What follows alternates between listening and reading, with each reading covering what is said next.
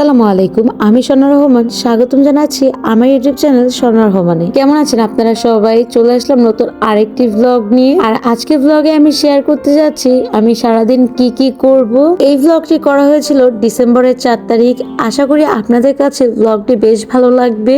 তো নর্মালিতে আপনারা পছন্দ করেন আমি সারাদিন কি কি করি সেইগুলো দেখার জন্য। এমন হলো বাবার বাড়িতে কেমন কাটছে আমার দিন, সেটারই একটা দিন শেয়ার করি। যদিও বিয়ের পরে মেয়েরা যখন বাবার বাড়িতে যায় তেমন কোনো কাজই করে না, সারাদিনই হয়তো শুয়ে বসে কাটায়। আমিও এর ব্যতিক্রম নয়, যার কারণে বাবার বাড়িতে যাওয়ার পরে ওইরকম করে কোনো ব্লগ করা হয়। তবে ডিসেম্বরের 4 তারিখ আমাদের বাসায় একটা প্রোগ্রাম ছিল, যার কারণে মনে হলো আমি সারাদিন কি কি করি সেটা একটু আপনাদের সাথে শেয়ার করি। তো সকাল সকাল ঘুম থেকে উঠে ক্যামেরাটা অন করেছি। আমি যখন ঘুম থেকে উঠেছি তখন প্রায় 7টা বাজে। ঘুম থেকে ওঠার পর সুলাইমানকে ফ্রেশ করিয়ে দিয়েছি, এরপরে আমি ক্যামেরা অন করেছি। সুলাইমান অলরেডি নিচে চলে গিয়েছে আর আমি একটু উপরে ভিডিও শুট করছিলাম। আর এই যে এই ভিডিওটা শর্টস কিন্তু আমি একটা আপলোড করেছিলাম। যাই হোক, বেশ অনেকক্ষণ পরে সুলতানও ঘুম থেকে উঠে গিয়েছে, এরপরে ওকে ফ্রেশ করিয়ে এখন আমি ডিরেক্ট নিচে চলে যাব। অনেকক্ষণ পর বলতে ও যখন ঘুম থেকে উঠেছিল তখন বাজছিল 7:30। এখন আবার সুলতান সুলাইমান আলহামদুলিল্লাহ দোনোজনই সকাল সকাল ঘুম থেকে উঠে। আমি এখন চেষ্টা করছি ওদেরকে খুব সুন্দর মতো টাইমলি সবকিছু রুটিন অনুযায়ী করা। সুলতানকে ফ্রেশ করিয়ে শীতের পোশাক পরিয়ে আমি নিচে চলে যাচ্ছি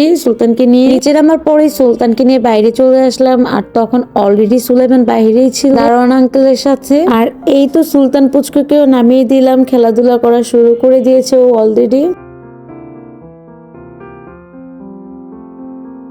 প্লিজ আপনারা সবাই মাশাআল্লাহ বলবেন, আর যাদের কাছে ভালো না লাগবে ইগনোর করে যাবে। গ্রামের দিকে যেহেতু শীত একটু বেশিই থাকে, যার কারণে সুলতানকে আমি এত ভারী একটা পোশাক পরিয়েছি। তবে এখন ঢাকাতেও ভালোই শীত পড়েছে। আপনাদের এই শীত কেমন কাটছে সেটা কিন্তু অবশ্যই জানাতে পারেন। সুলতান আবার টুকটুক করে হাঁটতে হাঁটতে তার বড় ভাইয়ের কাছে যাচ্ছিল, আর সাথে তো আমি ছিলামই। এদিকে আবার বাসার বড় গেট খোলা ছিল, কারণ বাসার ভিতরে একটা অটো ঢুকেছিল। যেহেতু আজকে বাসায় প্রোগ্রাম ছিল তাই গরুর মাংস নিয়ে আসা হয়েছে অটোতে করে। তাদের দুই ভাইয়ের খেলাধুলা শেষ করার পরে একটু রুটি কলা নিয়ে বসলাম, দেখা যাক ওনাদেরকে খাওয়াতে পারি কিনা। সাথে আমি একটা রুটি খেয়ে নিই। আমার আবার রুটি আর কলা একসাথে খেতে একদমই ভালো লাগে না। আমি তো আমার রুটি খেয়ে ফেলেছি, বাট ওনারা কিন্তু ঠিক মতো নাস্তাটা শেষ করেনি। যাক, কি আর করার আছে, বাচ্চারা তো প্রতিবেলা এমনিতেও নাস্তা ঠিক মতো খেতে চায় না, সেটা হয়তো আমি এখন মেনেই নিয়েছি। যাক, এরপরে সুলাইমানের সাপ্লিমেন্টটা দিয়ে দিচ্ছি। সুলাইমানকে সাপ্লিমেন্ট খাওয়িয়ে এরপরে ওদের সাথে একটু খেলাধুলা করলাম। এরপরে আমি নাস্তা করার জন্য বসে পড়লাম। আর এই তো নাস্তা কি কি ছিল একটু দেখিয়ে দিচ্ছিলাম সাইডে থেকে, যদিও আব্বু পাশে ছিল যার কারণে ভিডিওটা ভালো মতো করতে পারিনি। নাস্তা কি কি ছিল আমি একটু বলে দিই।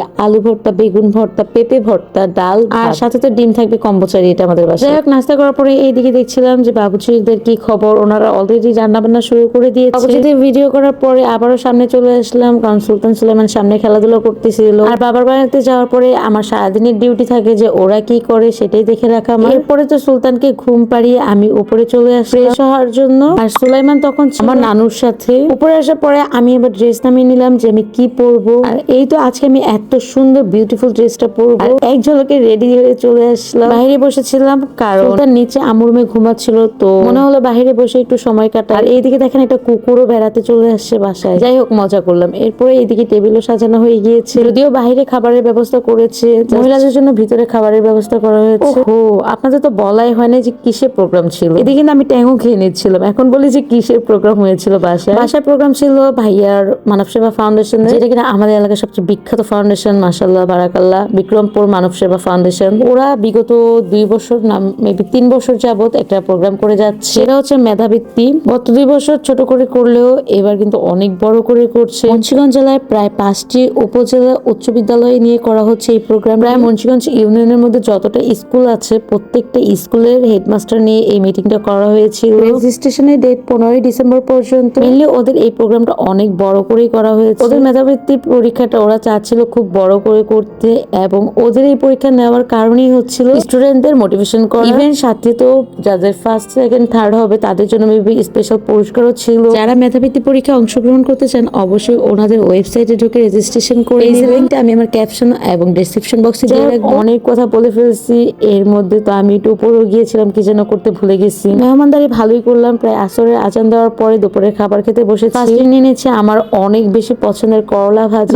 অনেকে আবার বলতে পারেন করলা ভাজি মানুষের পছন্দ হয়। জি ভাই, আমার তো হয়েছে। সুলতান পেটে আসার পর করলা ভাজি আমার অনেক বেশি পছন্দের। যাই হোক, ভিডিওটি যারা লাস্ট পর্যন্ত দেখেছেন তাদের কাছে রিকোয়েস্ট করবো ভিডিওটি ভালো লাগলে অবশ্যই লাইক এন্ড কমেন্ট করবেন। নতুন নতুন আরো ভিডিও দেখার জন্য আমার চ্যানেলটাকে সাবস্ক্রাইব করে রাখবেন। আর আপনারা কিরকম ভিডিও দেখতে চান সেটা কিন্তু কমেন্টের মাধ্যমে জানাতে পারেন। দেখা হবে নতুন কোনো ভিডিও নিয়ে, ততদিন পর্যন্ত ভালো থাকুন, সুস্থ থাকুন। আল্লাহ হাফিজ, আসসালামু আলাইকুম।